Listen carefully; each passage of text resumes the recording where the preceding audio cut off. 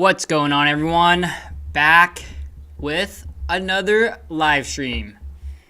Today is Wednesday, October 21st, and it's been a long day. Long day of work, long day of exercise. Was able to do 150 pull-ups, and then I ran 2 miles because my knee's still kind of bothering me just a little bit, so I'm waiting on that just so that I can take it a little bit easy so that I can hopefully get my long run in this weekend. And it's just been a busy day, been running around, had to go to the grocery store. Also, tonight is my turn to cook, so I'm going to cook for my girlfriend. Going to make some burgers, beef burger for her, and then a Beyond Burger for me. And if you are just joining now or watching the replay, today I wanted to talk about just how I'm balancing YouTube, work, fitness, life, and everything else that I have going on. Mainly, I wanted to touch up on 2 things that's been able to help me balance all these things and then just keep me going forward. So I'll be talking about those 2 things. And the number 1 is the mindset. And then number 2 is my mental checklist. So those are 2 big things that keep me going and just keep me on the grind of wanting to balance everything. So hey, Diablo Hashcraft. Hey, Jen. Good to see you guys and girls. Hopefully y'all had a good day. It's been a pretty good day for me. It's always a good day, actually. I never really have a bad day. And that's just honest, because I think when I'm busy and the day flashes before my eyes, and next thing you know, it's 5:30 and I'm doing a live stream and I woke up at 6 this morning, it just means that I had a pretty productive day. So whenever my day goes by this fast, it means I had a pretty productive day. And I actually learned a lot today. I learned a lot about a lot of things, especially work with real estate. I started as a real estate agent a month and a half ago, so this week will be my 6th week, and it's been a lot of learning. It's been a lot of fun, but because I'm learning, it's a lot of fun.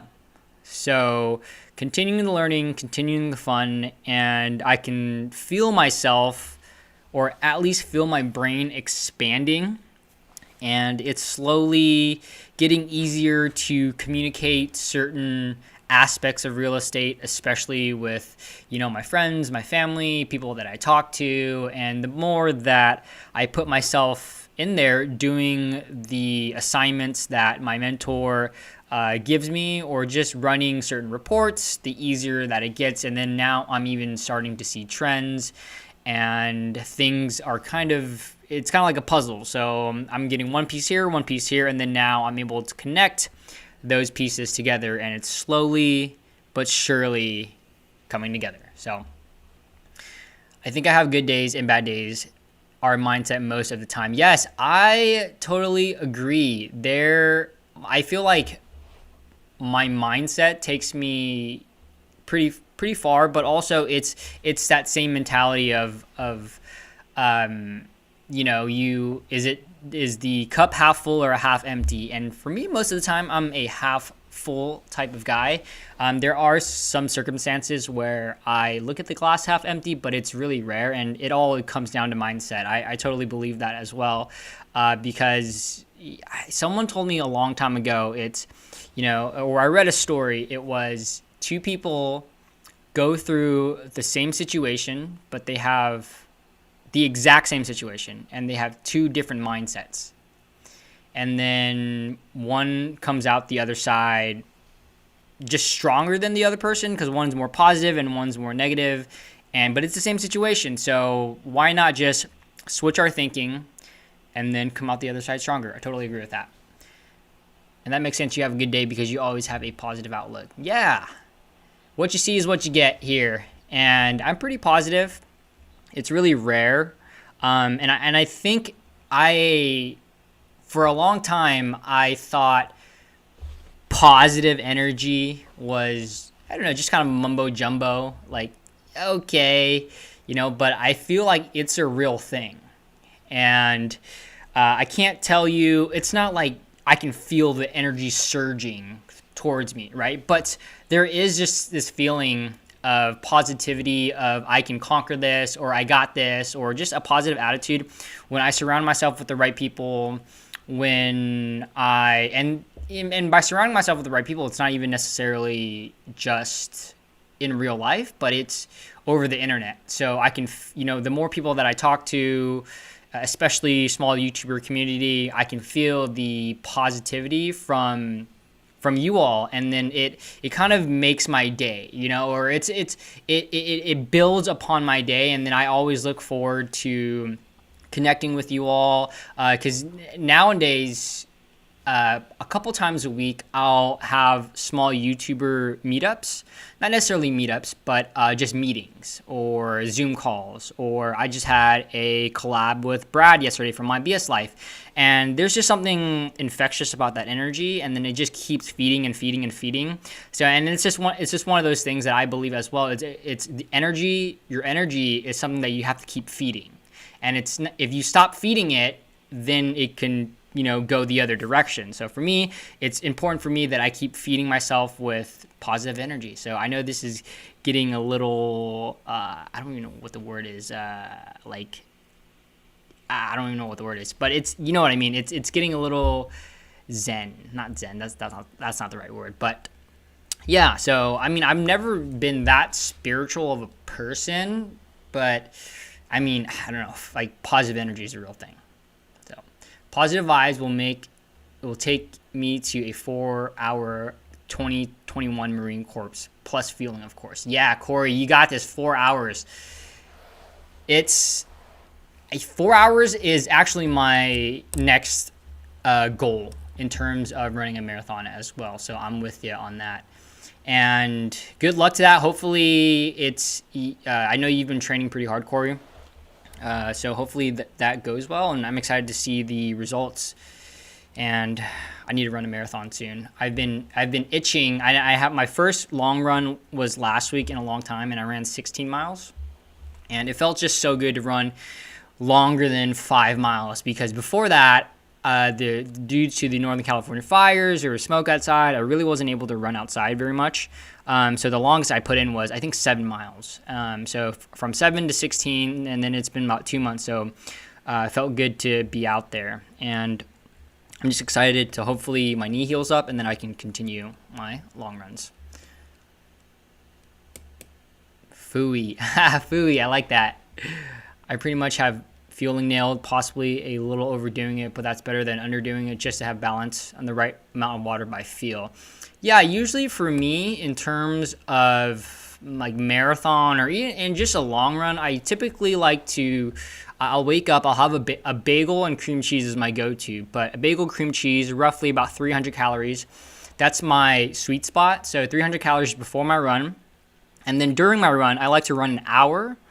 And then after the hour, I'll start consuming fuel, so other than water. So because partly I'm still digesting, so I'll usually eat on my ultras or just on my long run days in general. I'll usually eat 300 calories per hour. So that's usually divided by a bar and then some Gatorade. So I feel like if I go over like 400 or 450, my stomach gets a little uneasy or is just heavy. So that's the sweet spot for me. And then I also like to drink water when I'm not thirsty, because if you're thirsty in a marathon or in an ultra, it's a little too late, but it's not late enough where you shouldn't do it. But it's one of those things where if you feel like you're thirsty, then, or your mouth is watering, that's the first sign of dehydration. So definitely important to get in fluids pretty quickly, and I usually just like to sip on my little 8-ounce bottle of water. So cool, perfect. And for those of you just joining, we'll start the main topic in about a minute or so. It's been about 9 minutes in. For those of you just joining or catching the replay, again, today's topic, and I didn't bring any additional questions, but today's main topic is how I'm balancing YouTube, work, fitness, and life. And I mainly wanted to touch on two things that's been, I guess, keeping me going through this journey of YouTube, through this journey of balancing everything. And that is, number one, my mindset. And then number 2, a mental checklist. So mindset, a little more meta. That's what the word was, a little more meta. Whereas the mental checklist, a little bit more something that you can actually do, like starting today, right? So for me, the mindset, it's always a little tough when people say, how do you switch your mindset? And, I guess I should leave this for a little bit later, but yeah, it's always been tough when people say, how do you switch your mindset? Because I feel like for me, actually, I'm going to write this down. Mindset. Okay. Yeah. Well, I'm already getting into it, so I guess we might as well just start. All right, so everyone, thanks for joining, and if you haven't already liked this live stream, if you can do me a favor and like the live stream, it would really help me out. Cool. So right now I am doing a few things in my daily, weekly schedule that I'm just trying to balance, and which is the main topic of discussion for today, how I'm balancing YouTube, work, fitness, and life. In terms of YouTube, obviously I run a small YouTube channel. I post daily YouTube content. Lately, it's been 6 videos a week and then 1 live stream. So 1 live stream comes on the Wednesday, and every other day is a video. And then each day I'll have a different topic. So Mondays, real estate. Tuesdays, Q&A. Wednesdays, live stream. Thursdays, miscellaneous. And the Thursdays will actually probably turn into not this week, probably next week or the week after, another real estate Thursdays. Because the real estate, yes, the Mondays video is probably going to be just like a general video of how real estate is going, but the Thursday video will be more of the home tours. Since I'm doing the home tours anyways, I'm double dipping. So it's like I have to do these home tours to get my name out for my business, especially on my Facebook business page. It's going to help me with marketing and reaching out to people, let them know that I'm a real estate agent. So I might as well just double up and then put those videos on Thursdays. And then Fridays, jiu-jitsu. Saturdays, review / searchable video. And then Sundays are ultra running. So, and then the ultra running might turn into fitness. So this is still ever evolving as well, as you can see, because I came up with this schedule about 6 to 8 weeks ago, and it's still evolving. So on top of that, I am working full-time. I'm probably working a little bit more than full-time because right now I've been waking up around 7:30, but as of today, I'm on this 66-day challenge because they have that for my work. They're like, okay, in order to build better habits, the company is doing a 66-day challenge. So 66 days is because it takes 66 days on average for you to build a habit. And this is actually from the book The One Thing by Gary Keller. And Gary Keller, obviously, he is the founder and CEO of Keller Williams, in which the company that I work for, but also he's an author. So I actually read his book, The One Thing, before I signed on with Keller Williams, and I had no idea he was even a real estate agent or was in the real estate business. I just really liked that book. So I think that's also why I signed on with Keller Williams. With that, I am doing 66-day challenge of waking up every single day. Waking up every single day at 6 a.m. Because if I wake up at 6 a.m., then everything tends to fall in place. So if I wake up at 7, it's a little bit better. But some days I'd be waking up at 7:30 or even 8, and I just don't get as much done with my day. So 6 a.m. is a sweet spot for me, and I'm hopefully trying to peel that back even a little bit more, because at one time I was waking up at 4:30, and I look back now, I'm like, how did I wake up at 4:30? I have no idea, but hopefully I'll peel that back, and then I'll just get more done in my day. And so work, usually Monday through Friday, I wake up now it's at 6. I usually work till about, 5 to 7, depending on the day. Obviously today, live stream, 5:30. But usually Monday, Tuesday, Thursday, and Friday, I'll work until about 7 p.m. And then it's not work straight through the whole time, because obviously I still have to film my YouTube video, I still have to eat, I still have to run. I fit those things in, but I definitely cut back on those types of activities. And with that being said, I think right now I'm working about 50 to 60 hours per week, weekends included as well. But I really want to ramp that up to 60 to 80 hours. And we'll get into that a little bit more of why I want to ramp it up even more. And then also with my exercise right now, I am running 40 to 50 miles per week on average.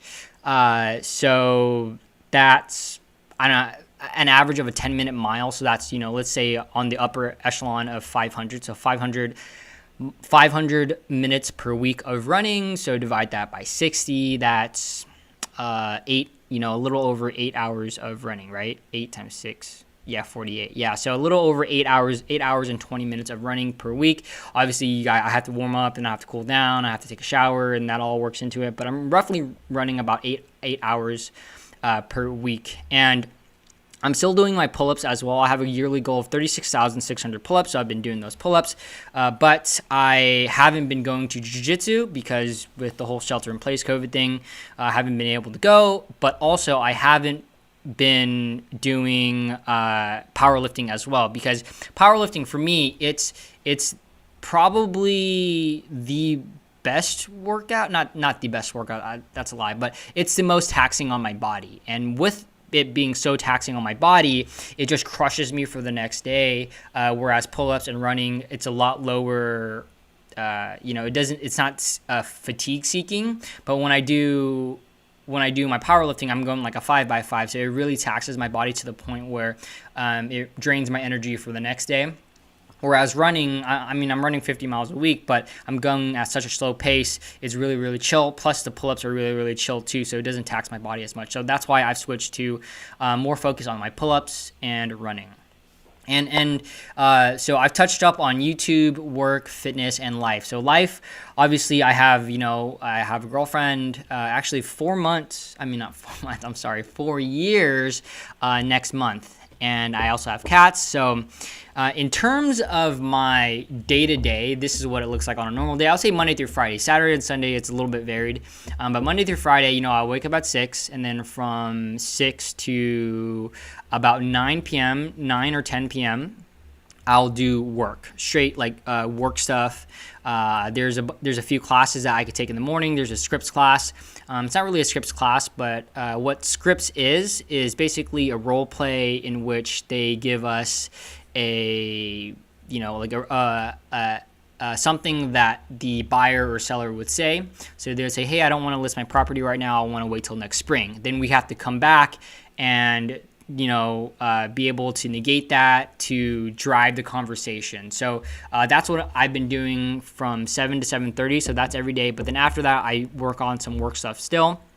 And then from about 10 to 11, about an hour, I'll go and do my YouTube stuff. So usually it's commenting back on other people's videos, watching their videos. I usually like to do it an hour in the mornings, and then if I have time later on, I'll do it later on. So 6 to 10 real estate, 10 to 11 I'll usually do YouTube, and then from about 11 to 2 I go back to real estate, still working real estate, reaching out to people, talking to people, having those conversations, doing my comparative market analysis, doing my homework, doing my residential purchase agreement, residential listing agreement, doing those mock things, watching YouTube videos, reading real estate. And then from about 2 to 3 or 2 to 3:30 or 2 to 4, depending on what day it is, I'll usually get in a run. So actually, most of my runs I've been doing shorter runs. So I guess Monday through Friday I've been doing a 3 to 5 mile. So usually, let's say 40 minutes, an average of 4 miles per day. So I'll run for about 4 miles on average on the weekdays. And then, so it's about 3 p.m. right now. And then 3 p.m., I go back, I do a little more work, and then a little more work from 3 to 5, or 3 to 4:30. 4:30 is my sweet spot of, okay, I'm done with work. So 4:30, and then I have to film my YouTube video.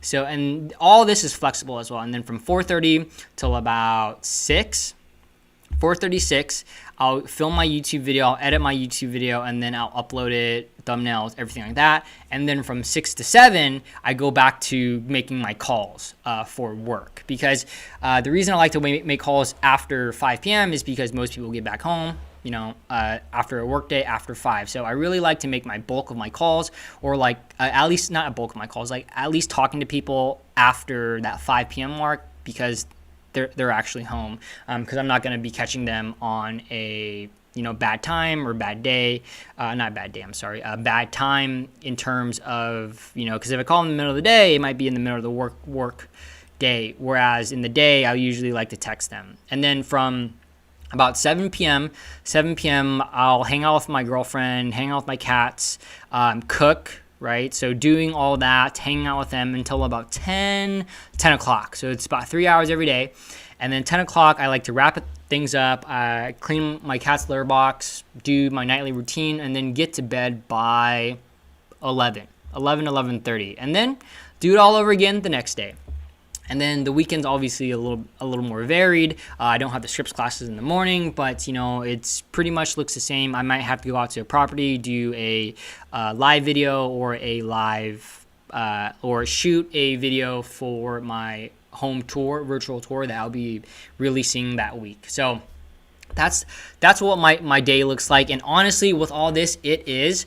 And I'm not going to lie, it's been hard to keep up, and it's on the cusp, and it's very, very close, on the cusp of being a little too much and being overwhelmed. But it's to the point where I don't have anxiety or anything like that, but I can feel my chest like getting heavy, or my stomach getting heavy, right? And it's not a normal, it's just pressure.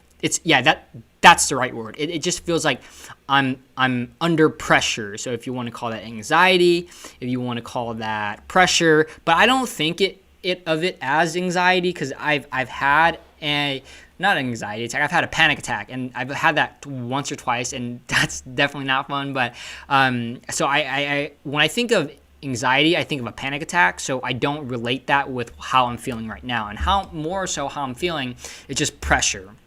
And it's the good type of pressure. It's not the bad type of pressure. But, at this point of my life, this is exactly what I signed up for. This is exactly what I want, because I've always talked about wanting a certain type of life. I've always had an image in my head of what I want to do and what I want to accomplish in my life. And I said that for a very, very long time. And I said that, when I was in high school, when I was in college, like, yeah, I want this, I want that, I want money, and it's not even money, it's the freedom that money buys, and that's what's important to me. And with that, it's this is the time that I need to put in work. This is what I signed up for, and this is exactly what I want. I want to have so much on my plate that I am feeling that pressure, feeling almost overwhelmed, because if I can balance all these things, and it honestly, with work, full-time, with YouTube, it feels like full-time, but it's probably more like a part-time, like 23 hours per week. But still, it feels like I'm juggling so many things, and I'm trying to balance so many things. But the good thing is, even, a month in, 6 weeks in of me balancing everything with work, I've already seen massive gains. So what can the results look like if I were to multiply this by, a year, 2 years, 5 years, if I'm able to balance YouTube, daily videos, my girlfriend, my cats, my exercise, running, ultra running, pull-ups, jiu-jitsu, work, real estate, selling houses, buying houses, investing in houses, I'm thinking of the potential results that I can have in that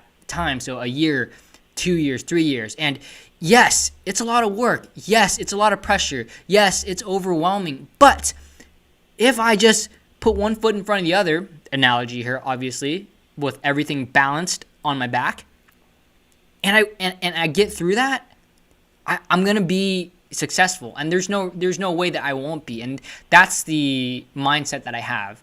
And as Gary Vee says, patience in the macro and it's not hustle in the micro. So it's like you have to speed in the micro That's what it is. So patience in the macro. So over the long run, you have to be patient. Like things don't happen overnight. You have to wait 1 year, 2 years. It's even longer than that, 5 years, 10 years for you to really be successful. But you need to be go, go, go in the micro. So day to day, you have to be go, go, go. So to me, that's balancing everything.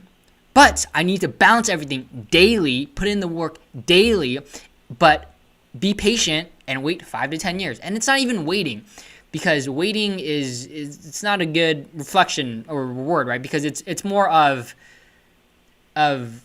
doing, because you're doing these things every day, but just for a long enough time period, right? So it's kind of that Gary Vee mindset, and it's, you know, at this point as well, this is what I signed up for, and this is what I want. I want to balance these things. I want to feel that pressure. I want to feel slightly overwhelmed. But this is not for everyone. I'm not saying, hey, you got to do what I do, right? Or this is the mindset that I expect you to have, or this is the mindset that I want you to have. That's not the case. What it is this is what I want for me, because I am trying to emulate the people that I look up to. Gary Vee, Jocko, David Goggins. Those types of people I want to emulate. So I figure if I copy them, if I have their mindset, you know, then it's going to take me really far. And we'll get to the mindset in a bit. But, you know, and this is just, again, it's for me, for myself, but I'm just telling you all how I feel and what's going on, you know, like with my body, as far as what I feel, like that pressure, as I was talking about, but also just my thought process around it. And, you know, for me, it's just good to get it out there, because I think there also is a misconception, because people ask me all the time, like, how do you do it? How do you do it? You know, like it seems like you're doing a million things. Like, yeah, I'm doing a million things. And it's like, oh, you make it look so easy. It's like, I mean, that is a compliment of you saying it makes it look so easy, because it's not. It's not easy. It's not that it's not easy. It's just I just have to do it. It's straightforward. There it is. So it's very straightforward. It's simple. It's simple, but it's not easy. Right? So it's simple in the fact that I know exactly what I need to do. I know exactly that I need to make a YouTube video every day. I know exactly that I need to attend the scripts class every day. It's simple in the fact that I need to wake up at 6 a.m. every day. It's simple, simple, simple. But it's not easy, because balancing all of these things, it's a lot. So, and this is something that my productivity coach said. It's simple, but it's not easy, and that's totally right. So in regards to me balancing everything, this is how I feel. It's simple, but not easy. And I really had to adjust my priorities in terms of everything. In terms of work, because work right now is probably the highest priority. And before I started working, I was studying, so studying was a priority, but I still had a lot of time to exercise. I still had a lot of time for YouTube, but I've really had to pivot, and I've really had to adapt. And I just really had to adjust my priorities. So for YouTube, I really had to, it's way less commenting. Like way less commenting and supporting other people. So nowadays, how I support other people is, if you comment on my videos, I'll comment on your videos, and it starts this chain of, okay, like we're supporting each other. But I simply don't have the time to go to the subscriptions page, look at who uploaded a new video, and then watch and comment their videos. I honestly, I just don't have the time for that. So how I've been approaching others by supporting others, because that's still an important factor for me, is to support the people, especially if they're supporting me. So when you comment on my videos, I'll comment on your videos. And unfortunately, for the time being, like let's say you do stop commenting on my videos, I probably won't get to your videos. And that's just the honest truth. Though every so often, I do go to the subscription page, more so on the weekends, and I'll be like, oh, okay, yeah, like I haven't seen their videos in a while, commented on their videos. But obviously I remember you, and so I'll watch your video and then I'll comment, and then hopefully it kind of sparks that back up. But with that being said, I don't like, I don't expect everyone to watch my videos, and please don't watch all my videos. I come out with way too many videos. I come out with daily YouTube content, and just pick the ones that you like. And then that's a message for everyone. Don't watch the videos that you don't like. So for me, I tend to watch only videos that I like now. But I know, like, if I was a subscriber to me, it would be very hard to subscribe to me, because I'm like, dude, this guy is insane. Like six videos, one live stream a day, and what? Like, I'm supposed to watch them all? Like, no. So don't watch all my videos, because we have better time. Our time is better spent doing other things. But I do appreciate everyone that has been supporting me on my journey thus far. And before I forget, today I hit 4K watch hours for YouTube. Officially 4,000 watch hours. But it's weird because it's 4K watch hours in the past 365 days on my phone, on the YouTube Studio. So when I run it back 365 days, it says that I have over 4,000 watch hours. But when I click the monetization tab in YouTube Studio on my laptop, it only says I have 3,970 something. So it's a day behind. So, but with that being said, tomorrow I'll be monetized, or at least I will be able to apply to get monetized. So hopefully everything works out, because when I was reading the monetization just blurb, they said, okay, you have to send in an application. We have to review your application, and depending on like how everything works out, you may or may not get monetized.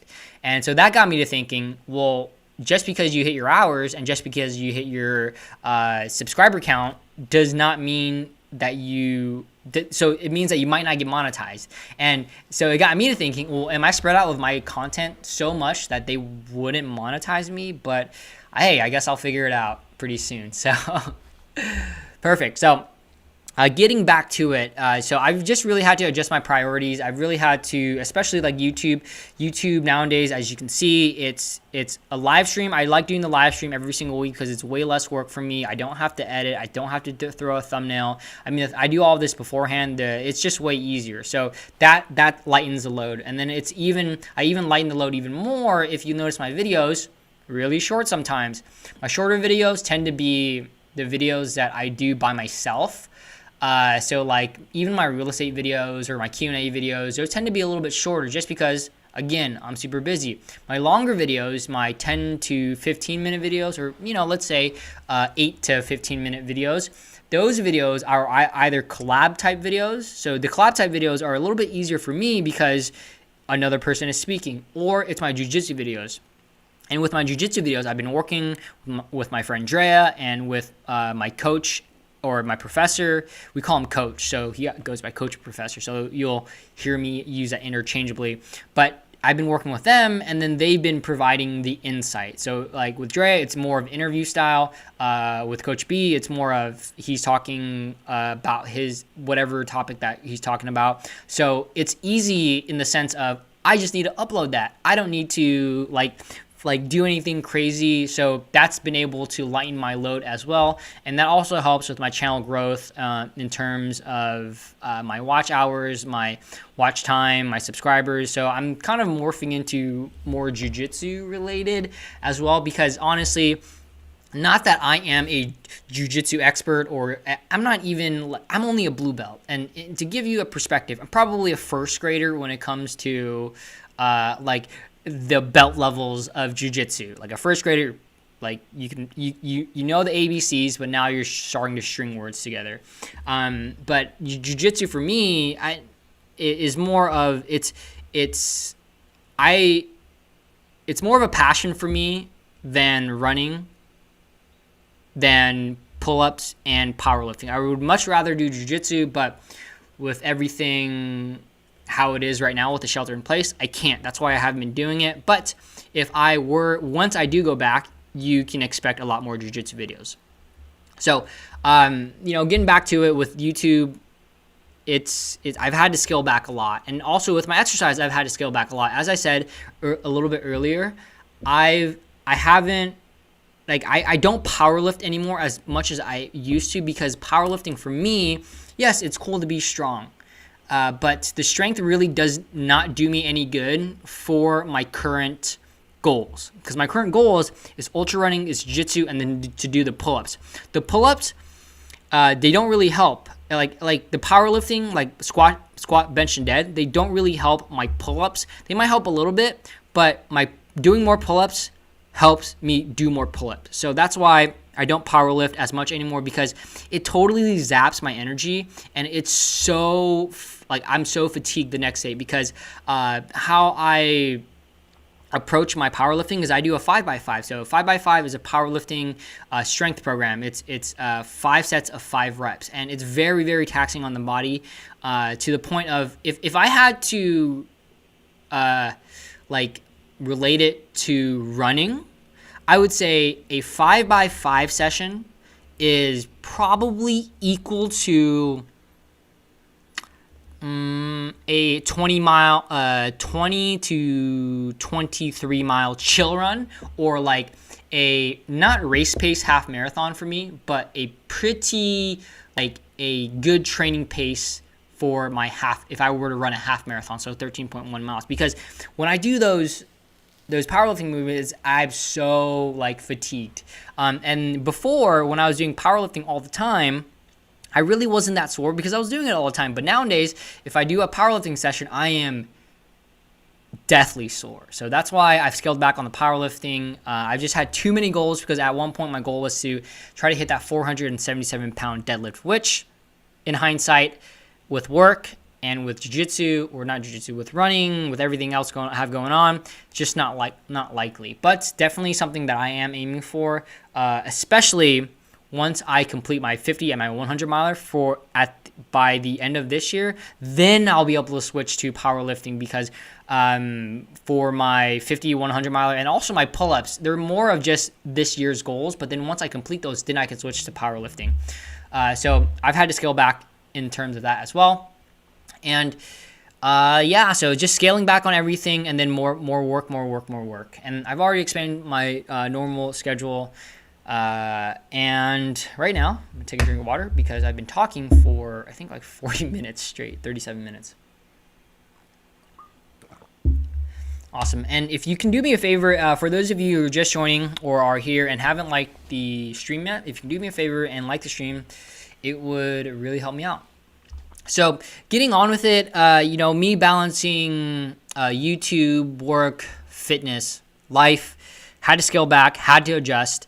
And now I really, really, really want to up my hours for my work week, because on average right now, I mean, it's only been 6 weeks, but I've been working 50 to 60 hours. And I really want to up that to 80 hours, because, that's, if I work 20 more hours per week, that's 1,040 hours per year. So the more that I can focus on real estate, the faster that I'm going to learn, and the better that I'm going to get. And it's only been 6 weeks, and I've already seen monumental growth, exponential growth. I can only imagine what it's like if I double down. And I really want to get good at this, because this is my livelihood, right? But also, real estate is one of those areas, or one of those professions. You get what you put in. If you want to eat, you work. And it's not only work. It's not just that. What I like about it is it's if you're good enough, right? Because it's you work off of commission.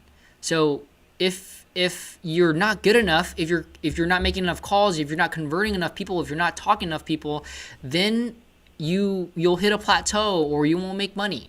And that's what I really like about real estate, because literally my fate is in my hands.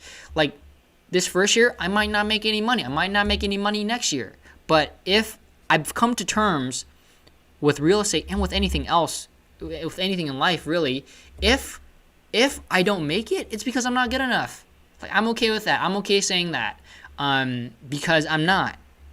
If I put in solid work and I don't make it, then I'm not good enough. Or if I don't grow as fast, then I didn't do something right. And I say the same thing for YouTube as well. That's what I said to myself when I first started my YouTube journey. Okay, if I start my YouTube journey and I come out with daily videos, I've been coming out with daily videos for a little over 7 months now. And I said to myself, well, if I come out with daily videos and no one watches, I mean, it's probably because I'm not that entertaining, or I'm not giving enough value, right? So if I'm not good enough, I won't make it. But you bet that I'm going to try.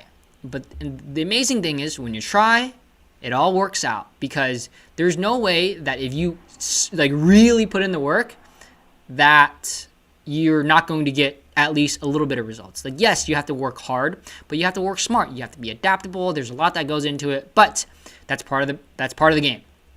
And what, getting to the message of this stream, probably a little prolonged, with balancing everything, I think what really helps me stay balanced, and I would say, okay, let me stop here for a second. What really helps me stay balanced is 2 things. Number 1, my mindset, and number 2, a mental checklist. So my mindset, a little more meta, my mental checklist, something that I can actually do. So for those of you who are like, well, how are you, balancing all these things? How do you do so many things? You can take one thing away, or you can take both things away, or one or the other. And with the mindset, it's a little more tough to shift because it's a mindset, right? Whereas a checklist is like, okay, I just need to do this, this, this, this, this. So it's a little bit easier, an action plan of sorts. But for me, the mindset is so important. And it's one of those things to where it doesn't happen overnight. And this is how I view mindset. And this is how I personally view my personal growth, self-growth journey, is that let's say I read one book, and I have this book right here, Millionaire Real Estate Agent. I'm reading this book right now. But each book that I read, I'm gonna take something away from. And then that stores it into my brain for a time that I need to use it, or a time that I might use it in the future. And it could be anything. And it's not just a real estate book. It's like literally any book. So like The End of Average, or like Robert Kiyosaki's books, or The One Thing, whatever it is. But these books download into my brain. I take these nuggets away, but then those nuggets is building my mindset. So the more books that I have, because I remember one of the first books that I read was Malcolm Gladwell's it was Outliers, and that was the first book that I read, and I was like, oh, that book was really, really good. And then as I read more books and more books and podcasts, and then talking to people, and then next surrounding myself with people, and then positive energy, and then this all works together. I started to realize that all the content, not just books, is shaping my mindset, is shaping who I am. Because you really are what you feed your brain. So if you want to get to that next level, and this is all anecdotal because this is what's worked for me. So take that with a grain of salt, is that if you want to change your mindset, you have to feed your mind. And I've had to feed my mind. And it's one book, and then the next, and then the next, and then the next, and then the next, and then years later, you're like, oh, I've read 50 books. And that in itself will shape the way that you think. But that's not only it, because some books are BS. You have to pick and choose what you want. You can't just read a book and say, I believe that, or I don't believe that. But at the same time, you can't be a cynic. Someone told me a long time ago, if you're a cynic, you're a sucker, right? Because if you're cynical with everything, like, oh, I don't do that, oh, I don't do that, oh, I don't do that, like, I don't want to do that, that's mumbo jumbo. I have that for some things as well. But if I open up my mind, and this is just a good reminder, is that for me, I have to open up my mind and not be cynical. Like, if someone wrote this book and they're saying that this works, why am I trying to get around their advice, right? Like, let me just try this thing that they're saying, Or why don't I just make that switch?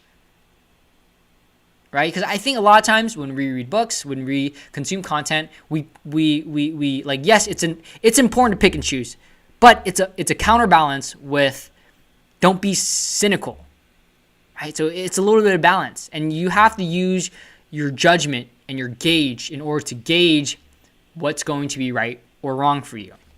And for me, I feel like with my mindset as well, it's not only these books. So the more books you read, the more content you consume, podcasts, YouTube videos, the people, but importantly, it's who you surround yourself with. It's who you surround yourself with. There is a positive energy thing, and I was just talking to earlier in the stream. I was talking to Corey and Jen. Mindset is a real thing, and it's a real thing. Are you half empty or half full? Right, and if you can change your mindset to be more open-minded, but at the same time being critical when you need to, and really open up your mind, I feel like for me, I'm able to go a lot further.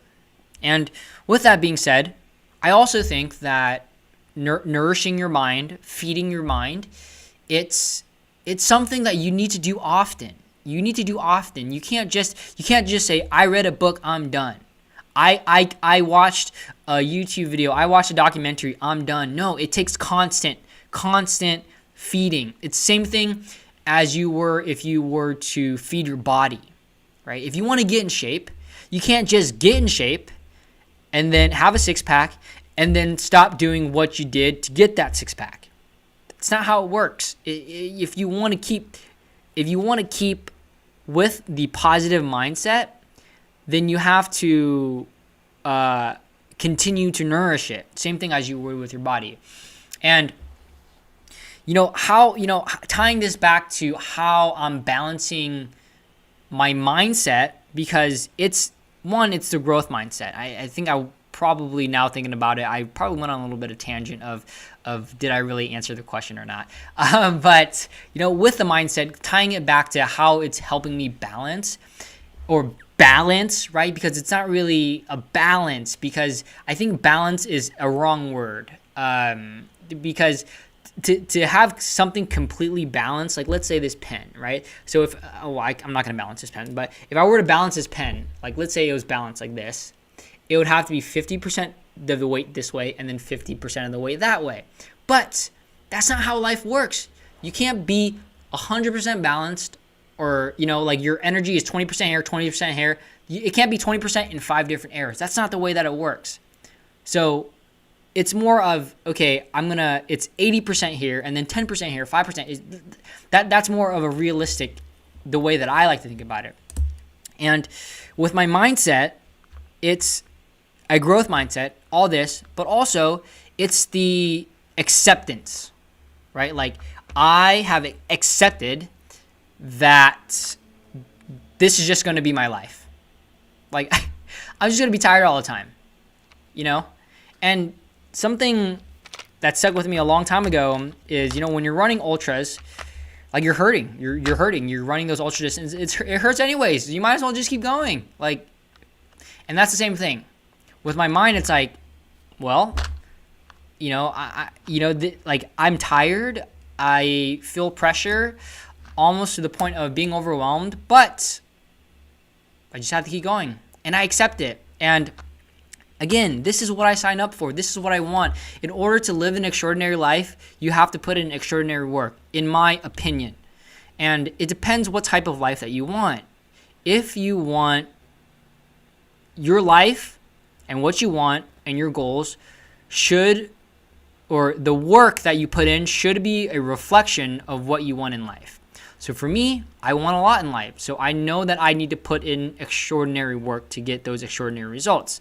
And it's different for everyone, right? But for me, this is a path that I've chosen. And, and I feel like with my mindset going back to my mindset again, it's just having that positive mindset of, okay, I'm just going to be a sponge. I'm going to learn as much as I can. And I'm not going to be cynical. I'm going to have an open mind, but I'm going to be critical when I need to be. It's all an intricate balance. I think mindset is everything, because if you can in my opinion, if you have a strong mind, then you can do anything, right? It's literally why I love running ultra distances, why I love running 100 milers, because if I can do that, I can do anything. Because at a certain point, when I'm running 100 miles, it's not physical. It hurts. Every step hurts. It's agonizing. But knowing that I have 6 hours, 12 hours, oh gosh, like how am I going to get through this? Like, no, I just got to take one step at a time. And then you get through it. And you know what? You come out the other side stronger. And, that's why I'm addicted. Not addicted, but I'm addicted to jiu-jitsu. I like ultra running. So I just want to clarify that. And I just think that, again, mindset is everything. A strong mind, an open mind can take you really far. And how I personally got there to have an open mind, number one, books, podcasts, who you surround yourself with, but also don't be afraid to pay for some courses.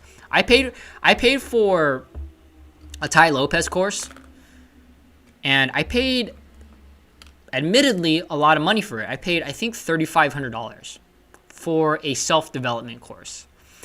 And I didn't go through the whole thing. I went through about half. But the half that I did go through, and I should still go through it, the half that I did go through, it taught me so much. It taught me a lot. And it was a very simple thing. For example, one of the things that it taught me was you got to be adaptable. And you're like, well, yeah, anyone can learn that. Like, that's so easy. Like, why did you have to pay $3,500 for that? And again, $3,500 was a long time ago. This was like 8 years ago. It was a long time ago. Probably not 8 years ago, like 6 years ago. But that one nug of it wasn't, I knew that, okay, I need to be adaptable. But for some reason, it clicked. It clicked when I bought that course. Right? So that one nugget in itself, I feel, is worth my $3,500. Because it's not sometimes, and this is another good point it's like sometimes that, this was happening to me before, where people will tell me certain things like, be adaptable, you have to do this, you have to do that. And it's like, yeah. And then you think you're listening. But in reality, you're hearing the words, but you're not understanding the message. And in order to understand that message, how do you fully understand that message and be like, that light bulb? How do you get to that point? I don't know. But for me, it's each book that I read, each piece of content I consume, I feel like it pushes me a little bit further to that. Let's say it's just that line, not necessarily a finish line, but just that line of the light bulb. But the thing is, it's foggy and you don't know where that line is. But with each book, with each content that you consume, the more open-minded you are, it pushes you and pushes you and pushes you and pushes you closer to that line of when that light bulb, like, oh, okay. So with that, that course, it pushed me over to that line, like, oh, okay, right? And that course taught me a lot of other things. But sometimes it's when we hear these things like, okay, you should do that. It's kind of one ear and out the other. Even though we think we're listening to the message, we're not. But once you fully accept it, and I mean fully accept what is being said and really understand the message, that's when it's life-changing. That's when everything changes for me, because now, I've been hearing the message, work hard, blah, blah, blah, blah, blah. And even now, I don't even know if it's the light bulb but it's now it's like, oh, okay, I got to put in the work. But there's just something about once you can make that light bulb, not flicker, I was going to say flicker, that's not the right word. Once you can light up that light bulb, then it's game-changing. So I know going off on a few tangents there, but just the emphasis here is just the mindset. And I think far too many times we might be a little bit afraid to even pay for that mindset.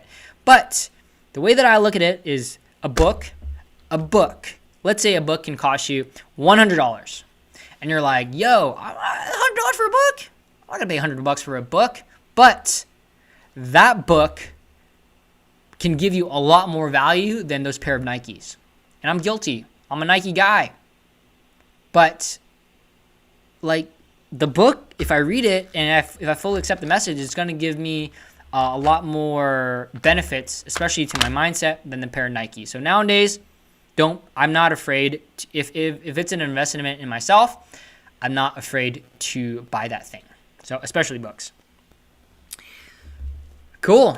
And then now wrapping up to the mental checklist. So number one, the mindset, it's helping me balance YouTube, work, fitness, life, because, with a positive mindset or with an accepting mindset, like, hey, it's going to be tough, but I have to do it. This is the way that I'm supposed to feel. With that mindset, I feel that it keeps me going because this is just something that I have to do. And I've been doing these things for so long. YouTube, over 7 months of daily YouTube videos. Work, only 6 months, shorter.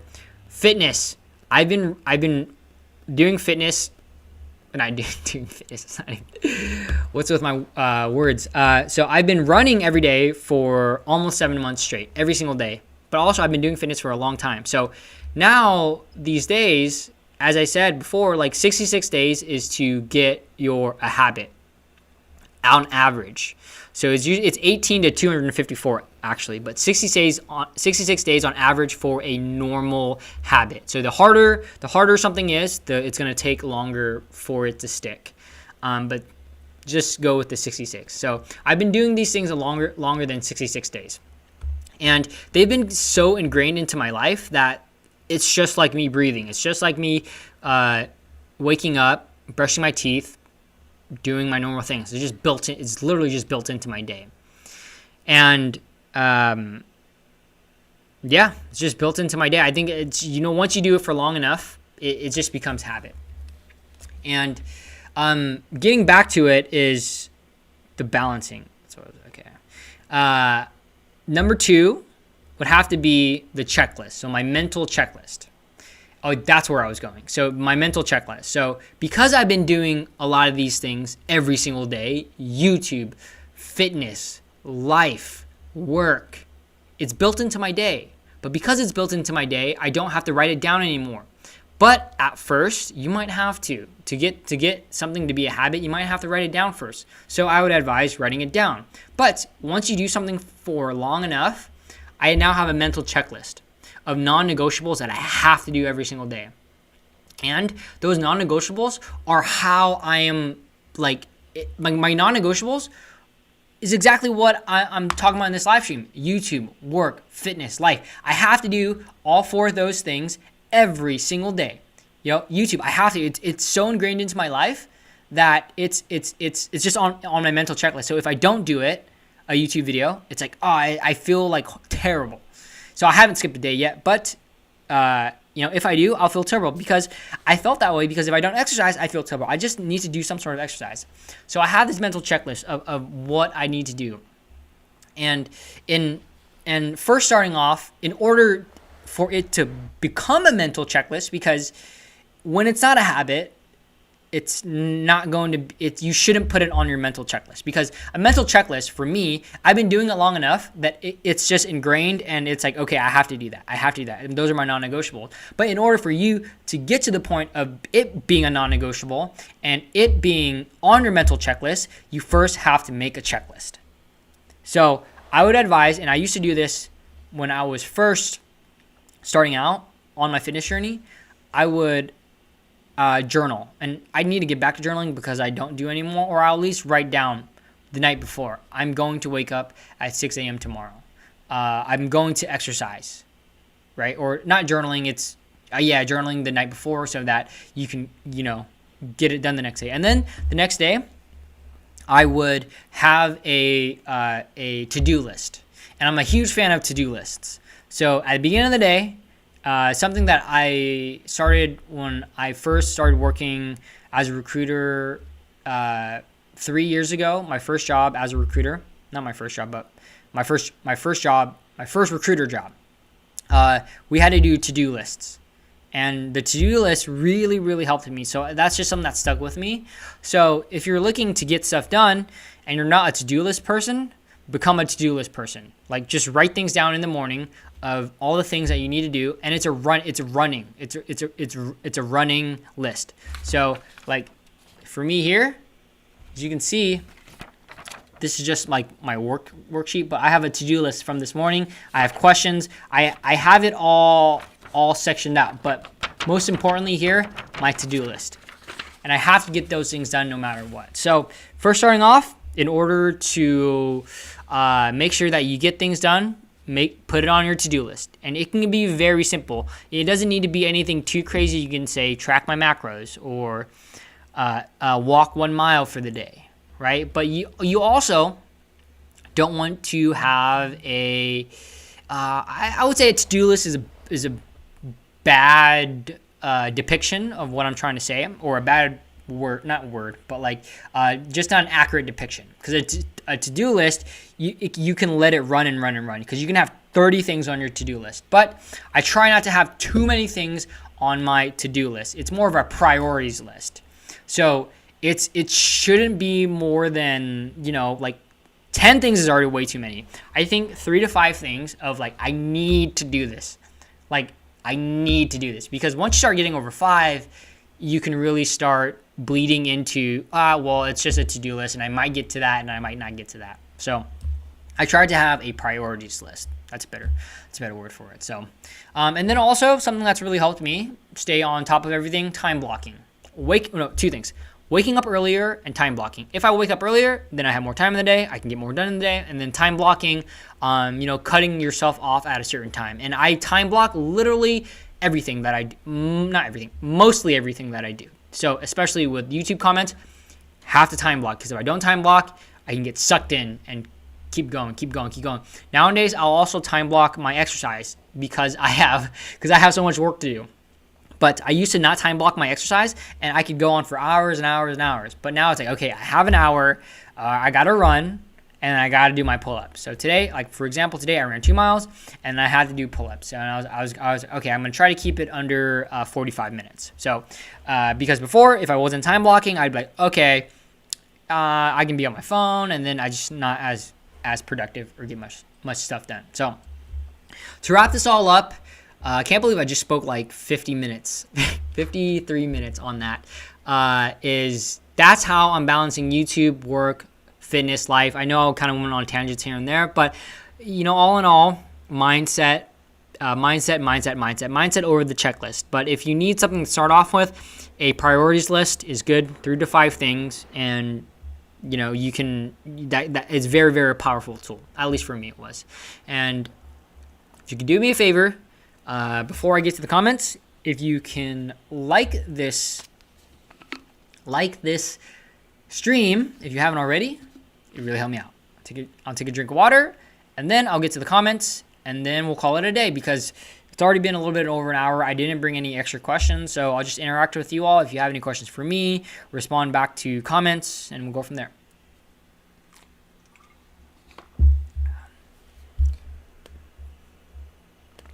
All right. Cool. Whoa, it's a party up in here. All right. So I'm going to start from the top because I have not seen these comments yet. Corey says, thanks. Was headed for a 4:10 last time until falling apart at around 18 miles. 8 miles is far to run for having fallen apart. Yeah, I mean, I think 18 to 20 miles in a marathon is generally the wall. So, yeah, it's the wall. So I think to avoid that, obviously, if you're better conditioned, but at the same time, like, you're pushing yourself to that limit. So it doesn't matter how good, because no matter how conditioned you are, for each person, if they're pushing that certain limit, they're going to hit that wall, or they're going to fatigue a lot faster, or whatever it is, right? So for me, 18 miles, that's generally, I'll hit the wall if I'm trying really, really hard. But nowadays, I'm running these ultras, I'm just going at a chill pace. So Madu, hello, hello. All right, 1 salt stick tab the night before the salt stick tab in the morning of the oatmeal. Yeah. 2 scoops of UCAN. So I haven't tried UCAN. I've heard a lot of good things about UCAN, but nowadays I'll just drink Gatorade. Like Gatorade is good enough for me. And then in terms of my salt when I'm running, I just try to eat salty foods. Tailwind is good too. I like Tailwind. You got up at 4:30 for 6 a.m. Jiu-Jitsu. Yes, you are correct, Diablo Hashcraft. Yeah, I remember going to 6 a.m. Jiu-Jitsu, and I need to wake up at 4:30 again. I hope to get back there, but also I've been sleeping later too. So for me, it's super important for me to get, at least 7 hours, even 7 hours. I'm a little bit crushed, but 8 hours. If I don't get my full 8, I feel it the next day. But I think with my exercise routine now that I'm not powerlifting, if I get 7, I'm usually fine. So what's good, Anthony? Malone Money Mindset. Hello. Kev, what's going on? At least not commuting. At least not a lot of commuting. Yeah, that's true. At least not a lot of commuting. I love working from home. Actually, I like working from home so much that if I were to get a job, a real job ever again, when I say real job, I mean like a non-real estate agent, but I would want to work from home. Like if I were to work as a recruiter again, I would not go in the office. I would get a remote recruiter job. But at the same time, my career trajectory is, work as a real estate agent. So what I'm doing now, I'll probably have to go in the office when offices open back up. But, maybe like start my own team one day, and then I might have an office then. So then I'll go in because it's my own business. But if I were to work for someone, I'm going to work from home. So, hey, Move with Jen. I felt like I came at a good time. Some motivating talk from Vince. Thanks, Kev. I need these words every once in a while to stay on top of my... What's good, Coach Kev? All right. 4K is wild. I'm still at 2.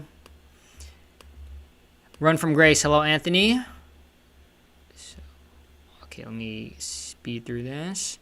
I think it comes down to companies and would they want to advertise your channel. Yeah, I think so too. I think I think this was in regards to me getting monetized, is that I'm so spread out in my content that will they want to work with me?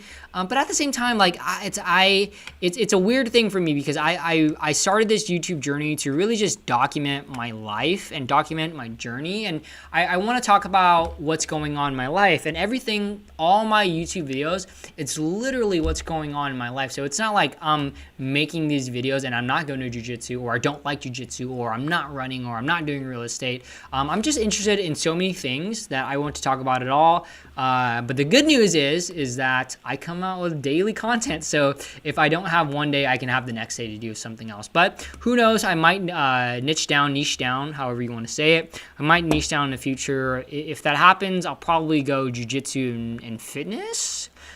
Just because I like those things a lot more. And then if I were to start a real estate channel, or if I wanted to talk real estate, I had to start it like on a separate channel. But who knows? I have a bunch of copyright warnings on my channel. I don't think I'd get monetized until I delete some stuff.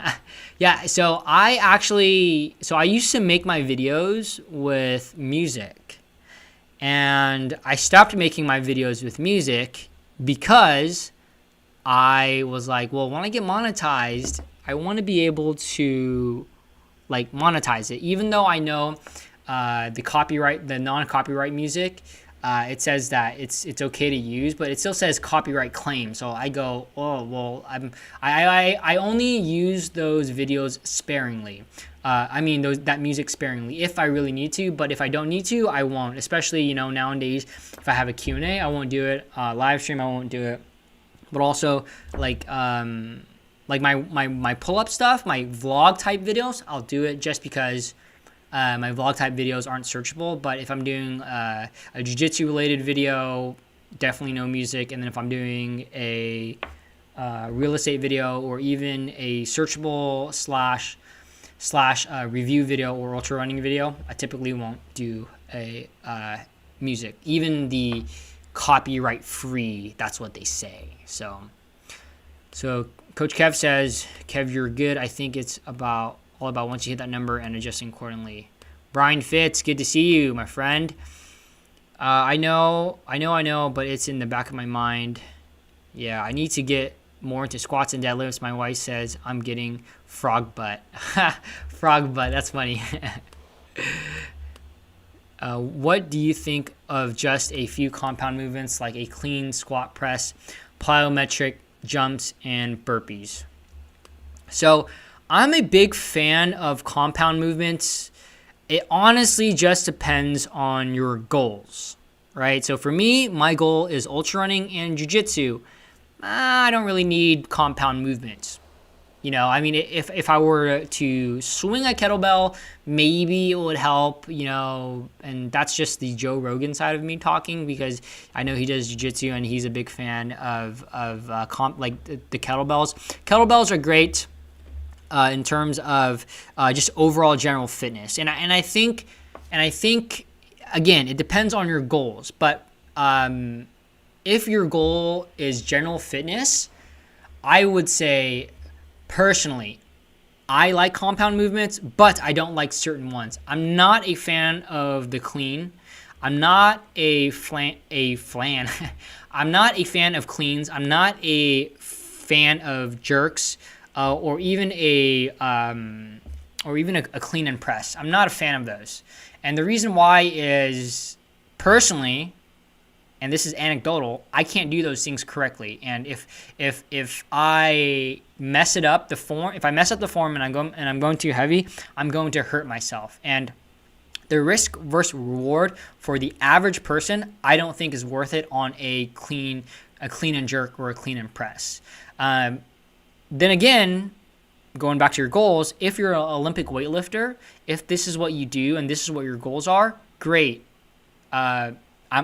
You should do it, because in order to get good at clean and jerks, you have to clean and jerk. But for general fitness, not a huge fan. If you're just trying to get in shape, way better movements. Compound movements, yes. Squat, bench, deadlift. With a squat and a deadlift, generally a lot more safe than Olympic lifts. And that's why I'm just a little bit hesitant to recommend like compound movements, because again, it depends on your goals. But for me, if my goal is ultra running and jiu-jitsu, I don't need to. I mean, it would be beneficial, right? The clean and jerks and the press for my explosiveness, but the benefit of that versus me getting injured, not worth it in my opinion. I can get pretty far with just general fitness of my regular compound squat, bench, and deadlift. And I'm just a fan of the squat, bench, and deadlift because I come from a powerlifting background. But so take that for what it is. Plyo jumps. I think plyo jumps and burpees are great. Again, depends on your goals. For me, I'm not a sprinter, and I don't like. If I'm an ultra athlete, I think plyometric jumps and burpees are good for explosiveness. Right, so if you're doing sprinting, if you're doing anything, even like a 5K or even like a half marathon or a marathon, you might need that sprint at the end. But for me, I don't really care if I jog across the finish line. I don't need to sprint across the finish line as an ultra runner. So I don't do plyometric jumps and burpees. Now, again, with that being said, I think doing plyos and burpees are great for general fitness and a great way to cross-train. Cross-training, very good. But for me, if you're going to ask me how often I do plyo jumps and burpees, not very often, and I don't plan to do so because they don't align with my goals. I have no idea what frog butt is, but that sounds pretty gross. Corey, 8 reps but not cranking out failure, leaving a few reps in reserve, mostly a moderate intensity, perfect technique. Yeah, usually when I'm doing a 5x5, it's 5x5. I can't do, if someone had a gun to my head, I would not be able to do 6. So I think you're in reference to my powerlifting 5x5. Kev, why do you have copyright warnings, and why wouldn't you keep doing the content that you love? I think he is going to answer that. Frog butt. With all the green screen stuff that I do on the channel, I have a copyright warning on it. I think, Kev, with the copyright, you just can't monetize those videos, but you can still make them, but you just can't get money from those videos. Yeah, that's annoying. I didn't even know about that. I think you might just have to license it when you get back to where it was. And that actually brings up the good question for Kevin E's videos, is that, like, let's say you have 1,000 subscribers and then 4,000 watch hours, but those watch hours come from a copyright. But then you make a review video on, let's say, like this GoPro stick thing, I forgot what the shorty, and then this video blows up, then you would get monetized. So I think that's how it works. Don't quote me on that, but so it could still be worth it on a couple of your other videos that aren't like your normal videos in which you're using this green screen. I should be fine, but it's transformation. Okay. Well said, Vince. I don't know what well said that I said to. What? Don't say that, Vince. Never say you're not good enough. Your brain starts to believe that. Yes, totally agree. And I think, it's just normal for us to get down on us every once in a while. But again, positive mindset. Been straight commission sales for 29 years in medical sales and am just getting over the hump. Corey, 29 years in medical sales. What kind of medical sales? That's interesting. I used to work as a nurse recruiter, so kind of in the medical field, or definitely in the medical field. So Kevin E, definitely a little bit of traction at the very least. All right, guys, I have to get going. Kev, thanks for coming. Later, man. I think as long as you keep pushing and are consistent over time, you'll get it, and how changes. Yep. Hello, Francis. All right, I am wrapping up here. Thanks for coming, everybody. What you feed your brain feeds your mindset. Love that. It was awesome stopping by. Thanks, Anthony, for coming. Laying down facts. Mauricio, thanks for coming, sir. Tom Hopkins is remarkable for all sales, especially real estate. Tom Hopkins. I've heard of that name before. Tom Hopkins Hospital. I think there's a hospital named after him. I totally agree with that. The more you consume, the more ideas you get. That's why they say really successful read and consume so much. Totally agree. Read. And sometimes I think the light bulb can go off years later. Yeah, I agree with that. For me, sometimes it was a year later. I've got to head out. Thanks for coming, Jen. I appreciate you staying this long. Thanks for coming, Kev. Hello, Jess. Francis, I watched your premiere. Thanks for coming. All right, yes, it's a company I always order from. Liz, thanks for coming. Adding swimming into Corey. Hello. Wait, you talk bad about yourself when I wasn't here. No. Teasy, hey, Teasy, how's it going, Anthony? Long time no speak. Actually, we messaged each other the other day, so hope you're doing well, my man. Hope, are you still in San Diego? I believe you might be, so hope you're doing well. Liz says that. Sports medicine for 17 years and regenerative medicine for 12. It's been hell. Yeah, I can imagine. Regenerative health, that sounds interesting. We should talk more offline. Francis Floyd, congrats on the 500, sister. Yes! Congrats to Francis Floyd for 500. I still have to catch your video that you made. I believe you made it today, or at least there was a post about it on Instagram. So, cool. Well, I appreciate everyone for coming. Thanks for tuning in. Anaheim now. That's right. Well, hope that you get to go to Disneyland, or hopefully, I think it's open back up now. So, but yeah, so thanks everyone for coming. I appreciate you all taking time. If you haven't already liked this video or this stream, please go ahead and do me a favor and do that. Would really appreciate it. So thanks for coming. Again, my live streams are every single Wednesday, at least for the time being, at 5:30 p.m. Pacific Standard Time, 8:30 Eastern Time. So see you all next week for the live stream, but I'll see you tomorrow for a new video. Miscellaneous days, so got to keep you on your toes. I don't know what video I'm doing yet, but you bet there will be a video.